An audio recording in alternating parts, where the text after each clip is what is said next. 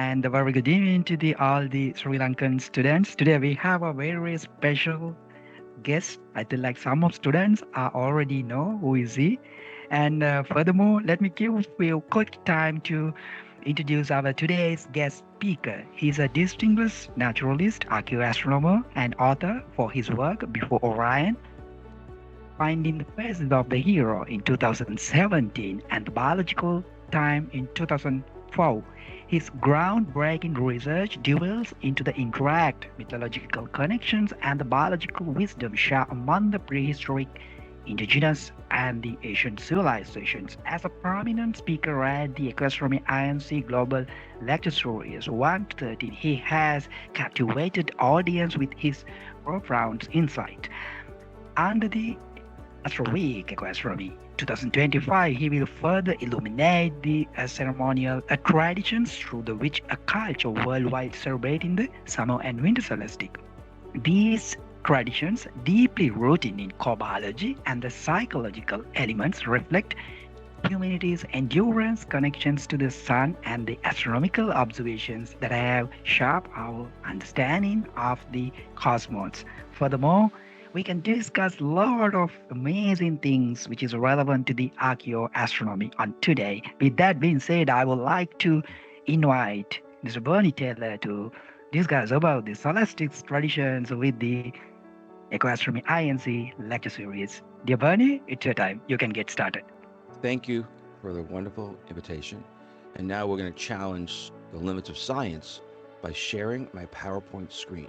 Well, good evening, everyone in Sri Lanka, and thank you for having me back again. It's been a lot of fun. I think we've been doing these sessions now for about 5 years. And fortunately, I've had a different presentation every time. And today we're going to talk about solstice traditions. When everybody thinks about the solstice, the winter solstice, Stonehenge comes to mind, right? It's the most known worldwide. It's not because they come from the English-speaking world, but everybody knows about the winter solstice at Stonehenge. Because at the winter solstice, the sun sets some at the end of the day. The sun comes through the central trilithons, very famous site. We've all seen it on Ancient Aliens and other places. And they go through these so-called sarsen stones, which were about 4,500 years ago. Okay. In Ireland, not so far away, there's Newgrange, and about 5,000 years ago, there's an entrance. And 5,000 years ago, in front of the entrance, you can see these swirls. The winter solstice light goes through the window of Newgrange. Now, everybody's seen this on TV already, but we're going to build, so you got to be patient with me. So the light comes through at the winter solstice and goes through the swirls on the back of the chamber of the cavern. Goes 19 meters, travels. So it goes through that window at the top and to the back. And we can predict it by the iconography, the symbols in front of the window. They're the same. Now what I got to do here is I'm going to minimize this. Okay. So how far back in time does this go? Because we were just 5,000 years ago. And this is Adam and Eve. Everybody around the world has some sort of an origin story. In the Middle East, it's Adam and Eve, the biblical story. But this story is common wherever we go, or the story of the first people. And Adam felt the winter solstice. And he said, "Woe is me. Perhaps I've sinned. The world around me is growing darker and darker. Is about to return to chaos and confusion." Because he's going into the darkness of the winter solstice. It's the longest night of the year, the shortest day. He's depressed because of the lack of the sun and the more darkness. He's depressed. He's sad. It's common. It's part of being human. And then but then it turned around. It went in the opposite direction after the winter solstice. He has more sun. He starts to feel better. And he says, this is the way the world, this is the way things are. And so following that, Jewish people in that time, they celebrated 8 days before and the 8 days following as a solstice festival. Okay. And so that's where this comes, that holiday comes from. And I live in the United States. There's a lot of Jewish people. And this is not Hanukkah, which you maybe have heard of. It's not Hanukkah. It's another holiday that doesn't appear to be practiced anymore. And what Adam was feeling, we call seasonal affective disorder. A lot of people go to the doctor around, in mid to late December, and they say, I'm sad, I don't feel good. And the doctor says, go celebrate Christmas. Go celebrate your holidays. Get out in the sun, put a light on. Okay? And because it's seasonal, this is something that's gonna go away. It's not a condition that is permanent in one's life. But people go to the doctors just around in December in the Northern Hemisphere. You could also get a light. It's called a sad light therapy. You use it first thing in the morning.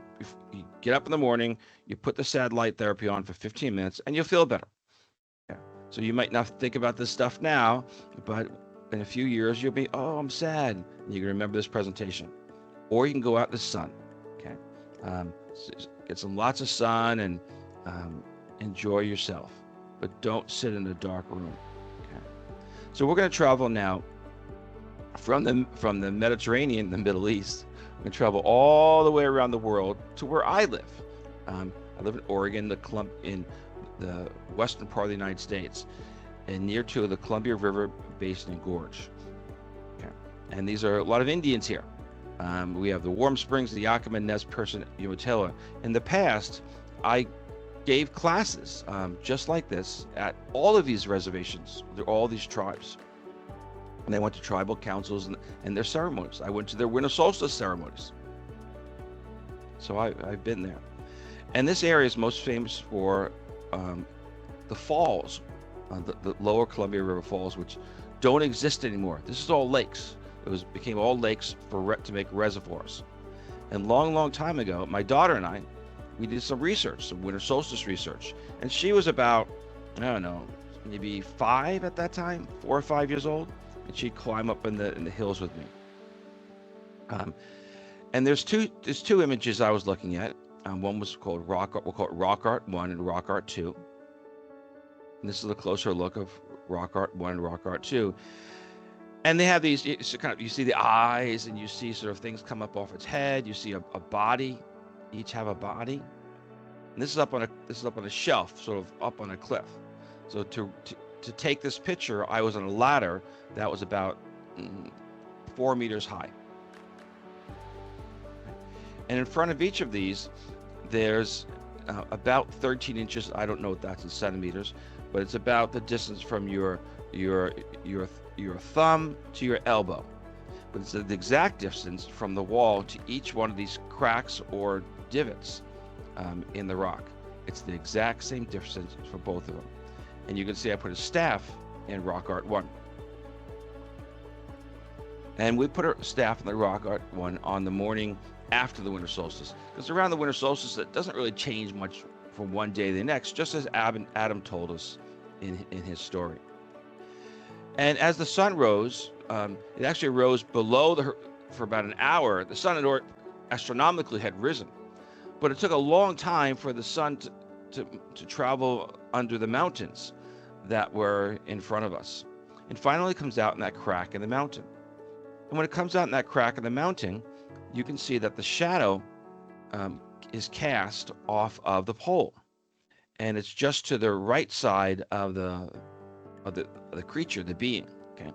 And you can see the dark line. And I use a program called D-Stretch, which enhances the shadow. Okay. And you can see that shadow pointed to by the red. And it goes through the eyes. It goes through the right eye of this creature.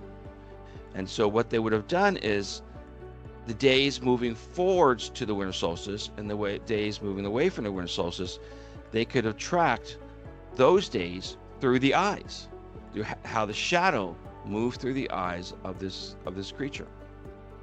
Okay. And we didn't get a picture of the other one, but the person because I'm on a ladder, high ladder, I couldn't move the ladder. But the person who was with the staff, he jumped over to the other, to Rock Art 1, and he put the staff in the hole, in the slot, and the the shadow went through the right eye of rock art 1. So the person who made rock art 1 probably made the person who used rock art 1 made rock art 2 because he knew how it worked, and he knew where the sun was going to rise, and he also measured the slot from the wall from the exact same distance.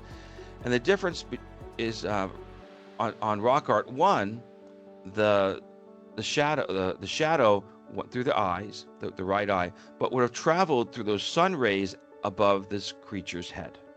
And so it would have marked going to and from the winter solstice based on the rays on the creature's head. So what is this creature? Well, it's probably an owl, because we have another at the same site that's no longer there because it's it was moved, because there's more rock art at this place, but it's underwater because they built lakes over it to make a dam for hydropower. But there was this image you see to your far left, of this owl-like creature, and he's holding a staff, and he's waiting for the sun to rise. And the staff, in this case, the shadow would go through his eyes, right? We see another owl, and you can see the geometry of the center line, and you see the rays on the left and the right, and those rays are more like feathers for this owl, and we can see that how it would go through the eyes. And it's a common motif in North American rock art to have the eyes and have these rayed or feathered designs. We find it all over North America. We also find it around the world. So it's something to keep an eye out when you're looking at rock art. So which of the two is older? Well, if we look at rock art 1, you can see lichen, which is microbiological growth in yellow. You see the yellow material at the base. And rock art 2, you don't see any lichen. So I would say that the rock art 1 is older based on the lichen. And lichen can be hundreds of years, it could be many thousands of years, but I don't believe this is many thousands of years. Okay. And we could see the lichen a little closer here, liking up by the head, and you see no lichen for rock art 1, you can see the lichen, and rock art 2, you can't see any lichen. And no one cleaned it off. Also, if we go to rock art 1, the slot looks like it's grinded. I'm sorry, rock art 1, actually these are backwards. I've got these backwards. So rock art 2 is actually the first one. This is a mistake. And this one, they actually broke the slab. They actually broke it. And then this one, they grinded it down so they can have the exact same position. And there's a famous one out there called rock art called She Who Watches. Very famous. And in this picture, you can see me with a staff because we went out, my daughter and I went out the following year, and it was snowy. And when it's snow, there is no winter solstice, sunrise, light, shadows, because it's too dim. But what we did was, I had a light pen in my pocket, like a laser light pen, because I gave a presentation the day before, and I knew where the sun was going to rise, so I reversed the light pen. So I pointed the light towards the wall, and I reversed the light pen so it was oriented to where I knew the sun would rise, and then I could see where the shadow would hit, assuming when the sun would rise at that time. But I used the light pen to recreate that. So we learned a lot of things. We learned that the weather has a strong influence on shadows, but once you know where the sun's going to rise, you can use a compass to orient your light pen in that direction. Now, so the Native Americans didn't use, my bet is they did not use this to know when the winter solstice was, because you have weather issues. Also, it doesn't change from one day to the next very much, the shadow, so it's hard to tell which day it is. So I would say that the winter solstice shadow observation is ceremonial. That's what I would say. And I went to many winter solstice celebrations among the tribes. And I remember one year where everybody was out for a winter solstice celebration, as it was on the calendar for the winter solstice. But another group, a small part of the group, they celebrated the day before. So why did they think it was the day before? And I believe that they were using something like this. Okay. So we have we've seen three of these centrifugals, these circles with the shadows and the light entering onto them. Um, kind of cool stuff. It's a worldwide phenomenon. Okay, which tradition is older? We can't tell. We can't tell between the two because none of these can be. You can date the lichen on the rock art one that I showed you. Um, you archaeologically date the New Grange one because there's artifacts there, um, but it's unclear. But the lichen will never be dated because it's a very sensitive issue. The tribes don't want people muddling around with their stuff, their sacred religions. And is this tradition still held? And the answer is yeah, it is. Well, um, I said earlier that this area is now flooded, so nobody's fishing at these falls. But this has been going on for a very long period of time. And before it was flooded, there was a man called Chief Tommy Thompson at the old Salila village, and is now underwater. And you could see it down by the water in this 1957 or so picture. And Tommy Thompson had a bird on a pole. So we're back to birds. And Tommy Thompson died in 1959. He lived a very long life. And Tommy Thompson used to get up every morning before the sun rose, and he would look at the stars, and he would look at the pole, in the direction of the pole, and he was looking for his great Almighty, his divine being, his God. And he would predict the future based on what he saw in the night sky and with the rising sun. He would also look at the bird and the shadow cast from the bird onto the ground. And it was not just the ground at his feet, but it went into the longhouse. And in the longhouse, the shadow would hit certain poles. And when it hit certain poles, he knew what time of year it was and what was to come. The Chief Tommy Thompson's longhouse is gone, but it was replaced with this one that we can see. And we can see to the viewer's right, there's a celestial window. And that window is taken off for ceremonies. And in front of the window, you see a bird on a pole. Actually, I'm going to go closer. We can see the celestial window here. And we can see the bird on a pole. And that is the same bird that Tommy Thompson used 70 years ago, to almost 100 years ago. And so they took the window off, and they watched the shadow cast through it and through ceremonies. But now there's air conditioning. You can see that, right? This was a tradition carried along the entire west coast of the United States that we have from ethnographic, anthropological records of people who lived of people who studied them and who lived during that time. So this was common. This was not a new thing for Tommy Thompson. So how did Tommy Thompson and the tribes, how do they do this? How can you predict the winter solstice when it hasn't happened yet? And how do you get everybody out there for a ceremony for a sacred traditions into these places if you don't know what's going to happen yet?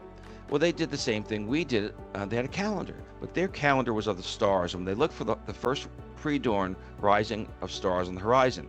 And they knew that so many days out, so let's say 10 days out, a star would rise, or 30 days out, another star would have risen.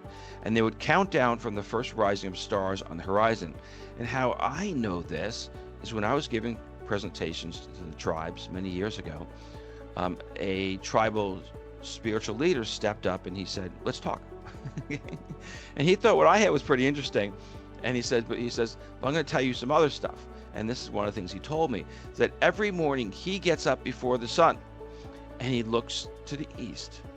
And he's been doing this since he was 12 years old or so. His uncle taught him. And he would look for the stars on the horizon. He would predict then what would happen with ceremonies. Okay. This is still going on. So my sense is winter solstice are observations. They're not really sundial observations. The sundial is the connection between the sky world and the earth world. But I don't believe that all these people are using these sundials to actually measure time, to but they are definitely deep connections. And Stonehenge is a clear one. Is people get out there in the winter solstice to celebrate, and but they're not using Stonehenge to determine when they're going to go out there in the winter solstice. Yeah. And this image, Chief Tommy Thompson, was the Salilo Village was 1957, because after 1957 it was flooded. And Chief Vice President then, Richard Nixon, made the dedication ceremony. You can see the dam that's down there. Massive dam that was used, cheap electricity, and primarily used for aluminum, create a massive aluminum industry. Salmon still run up, but they run up a fish ladder. And you can go inside the dam to see the fish running up. Now I'm going to tell you, salmon don't run all the time. Salmon run seasonally. And so what they do is, when the salmon aren't running, they have a video, like a TV, and you can watch the TV of what salmon would have looked like when they were running up the river. It's kind of cheating. So now we're going to go to the Inca, which is in South America. And people, you've all seen the Inca on TV. Okay. And the Inca aren't from that long ago. So we're talking 600 years, 400 or 500 years ago. Okay, not that long ago, in Peru, Bolivia, Colombia, Ecuador, and Argentina. So these people are contemporaneous. They're within the same time period as the Native Americans or rock art that we saw in the Columbia Basin, roughly the same time period. Okay. And here, their winter solstice is in June. Okay.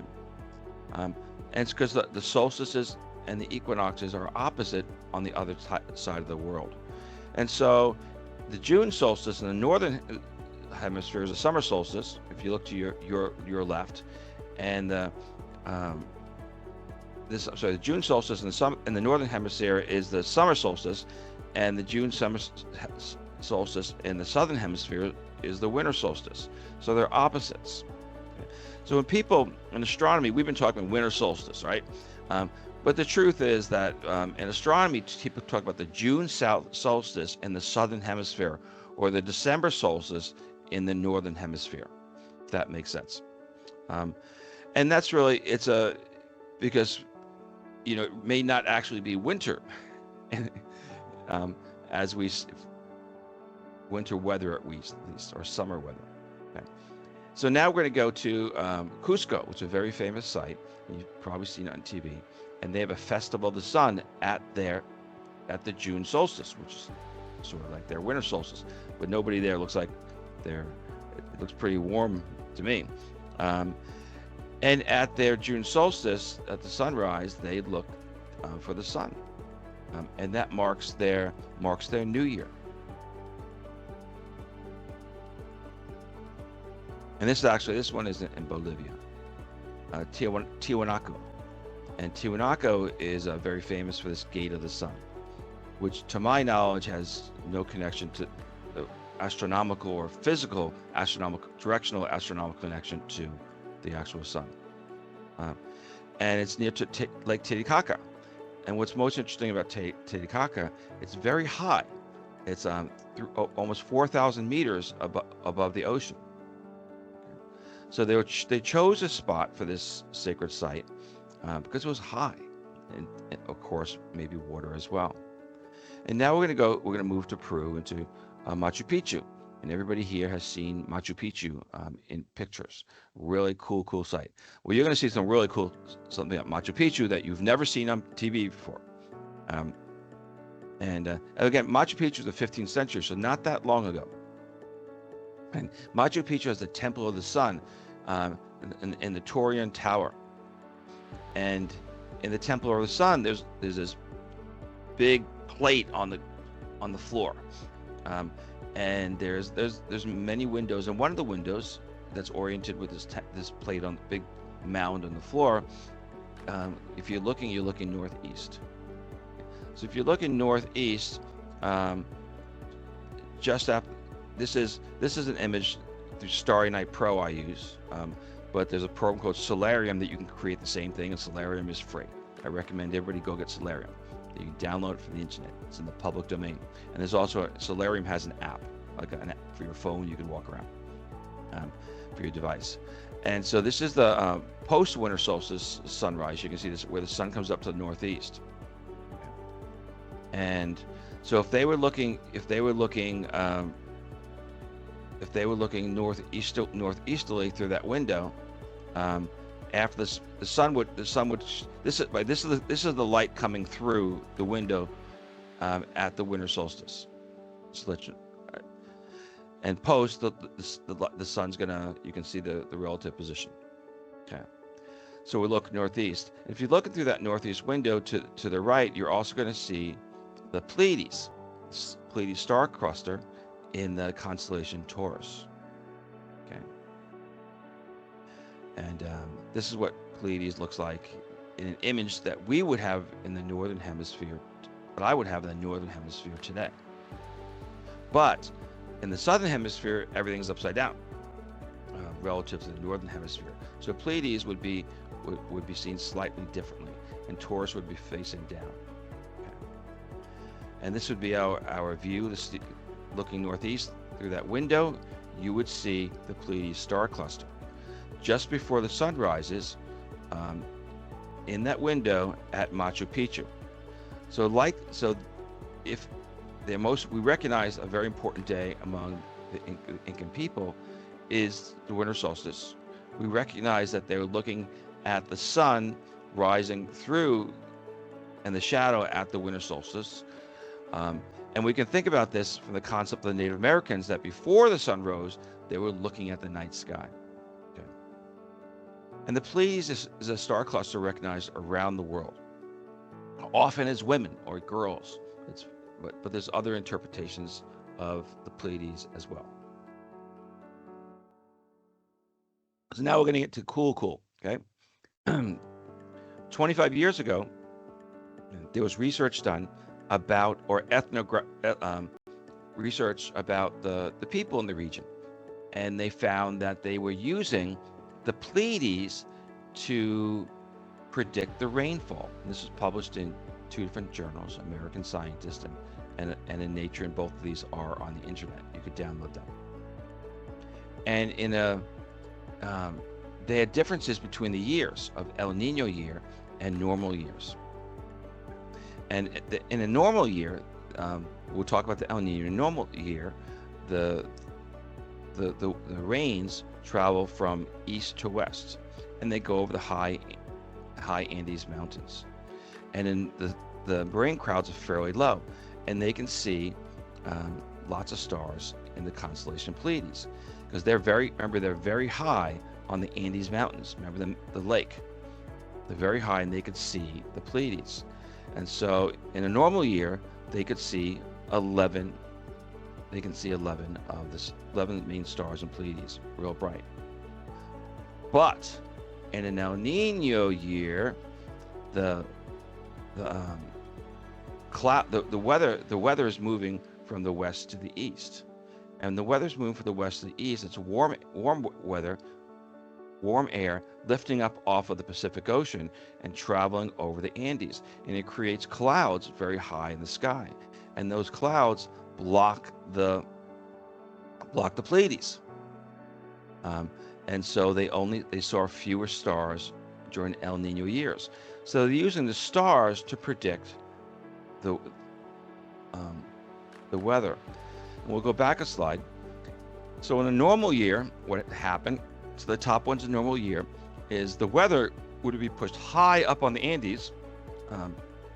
So the rain would be, and there'd be lots of rain, and everybody have good crops. Whereas in a El Nino year, the higher clouds pushed down the lower rain clouds, and it was very dry in the Andes. Okay, and so the winter solstice light that came after the viewing of the Pleiades, but they're connecting the sun rise with the Pleiades and this earth sky connection to the weather. But what they also did is they changed their planting season. So when they knew there's going to be lots of, look at the Pleiades, see all the stars, they knew it'd be lots of rain, and they would plant their potatoes at a normal time. But when they saw the fewer stars in the Pleiades, they would see they would say, well, it's going to be drought year, so we should postpone, and they would delay when they planted their crop. The main crop is potatoes. Potatoes have a very shallow root, so they had to make sure that they had the most amount of rain, or the potatoes would die. So they would delay the planting of the rains in El Nino years for the purpose of saving their crops. And El Nino is a worldwide phenomenon. So in Sri Lanka, you have El Nino. My understanding is that during El Nino years, let me think. If the El Nino years, you're going to get you get monsoons. Is that right? You got monsoons in El Nino years, or the opposite? Yeah, it says monsoons. You get monsoons, yeah. And so this is a worldwide effect, and it comes out of the Pacific Ocean and the warming of the ocean. Okay. So when did we lose touch with the heavens? When did we lose our connection between the earth, the earthly realm, the plants and the animals and the sky? Well, it's a pretty easy answer.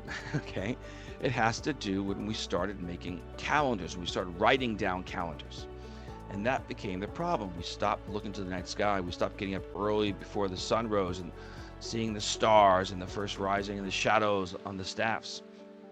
And this is a calendar from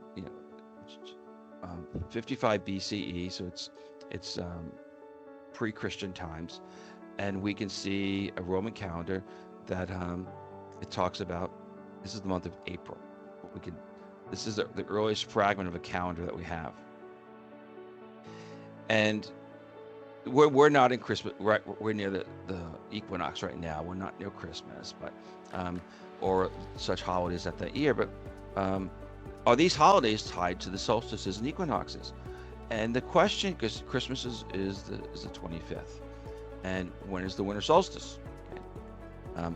Well, and in Christian traditions, the summer solstice is Saint John the Baptist, his festival. The opposite in Christian time, Jesus is born at Christmas, and the opposite is Saint John the Baptist.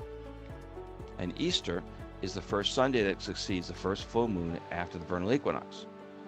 So these traditions seem to be, well, Easter is definitely tied to the vernal equinox, but the other two, they're not exactly on our current calendar. They're not exactly on the solstices, okay, as we see them today. Among the ancient Greeks, they celebrated Sol Invictus, which is Sol means the sun, the unconquered sun, and it was an epitaph or a metaphor for Jupiter, Mars, Apollo, Hercules, and other heroes. And Sol Invictus was resurfaced by the Emperor Aurelian, so 200 CE or so, and it was celebrated throughout the Mediterranean world. And Sol Invictus, we actually find it under the Vatican. We find a mosaic, a plate on under St. Peter's Basilica, so in underground chambers in the Vatican. So the foundation of the actual Catholic Church was Sol Invictus. Okay. And Sol Invictus was celebrated on the 25th of December. Okay. Now the 25th of December under the Roman calendar was the winter solstice. Okay. So what happened was Sol Invictus existed as a holiday for a very long period of time. Christian traditions use the same day, and we find this through this Christian treatise from John Chrysostom. He says it's the same day, but what happened over time is that when we changed the calendar much later to a so-called Gregorian calendar, we changed the days such that the winter solstice fell a few days early in December, whereas Christmas stayed on the same day. So Christmas and Sol Invictus, the Roman holiday, is in fact the same. It's the same day as the Romans celebrated them on the winter solstice, but the calendar has since been changed.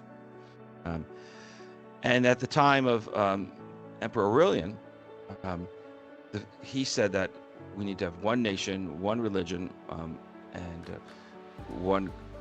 And he tilted the scales towards Sol Invictus. And so Sol Invictus was the day. It wasn't Christmas. And other cult of Mithras and Christianity, they lost their strength. But he dies young. He dies young, and Emperor Constantine takes over, and Constantine becomes a Christian. So Constantine says that the big holiday needs to be Christmas to unite the nation, and so Sol Invicti is lost in the calendar. But truly, people are celebrating. We celebrate around the world the same holidays on the same days for the same reasons. They're tied to the sun. We saw with the Native Americans, it was the winter solstice. So the winter solstice was the same holiday as the Sol Invictus. And it was Christmas, same as Christmas, before the Christians changed the calendar. Okay, and the calendar change was in 1582 by Pope Gregory XIII, and it's so-called Gregorian calendar. And the calendar that we use through most of the world is today the Gregorian calendar. So all these days are the same around the world. And I'm sorry, I can't speak to any Sri Lankan traditions or Buddhist traditions. So I don't have the depth of knowledge in that area. But we've traveled around the world. We've seen North American Indians. We've seen indigenous people in South America. We saw the biblical Adam, the mythical Adam, and we've gone to the Roman world. And these people aren't connected. They weren't connected. I should say they weren't connected hundreds of years ago, or in the last few thousand years ago. So these traditions are very deep in time, that are part of our psyche, part of our consciousness. Just as we found in the story of Adam, that when we lose the sun and we have long darkness, we get depressed. We look for holidays. We look for holidays as the Native Americans, as I went to their holidays. Just as the Incas found in Peru, they created holidays, ceremonial traditions, in addition to planting calendar. And among the Romans, again, they celebrated a winter solstice holiday, a festival to bring back the light, as is in Christian traditions. And people can go to my, I have a web page. This is not in the web page, but there's a lot of other astronomical type of work on the web page. And you could follow me on X or Blue Sky and all those sort of places where you may be doing your thing. So what I'm going to do now is I'm going to stop sharing. Does that make sense? Yes, Bernie. Okay, stop sharing. Thank you very much, Bernie. It's a very impressive discussions. Even for the first time, I noticed a very amazing fact, especially for how the clouds are working with the El Nino and the mountain interactions, and how those things are impacted to even the harvest and other thing. This is very amazing. I feel like this is something new data to our dear students. Okay, students, if you have any questions relevant to today's Bernie discussions, make sure to raise your hand, because of today we have been just discuss archaeoastronomy and how those stars and other ancient stuffs are affecting to the humans' day-to-day life.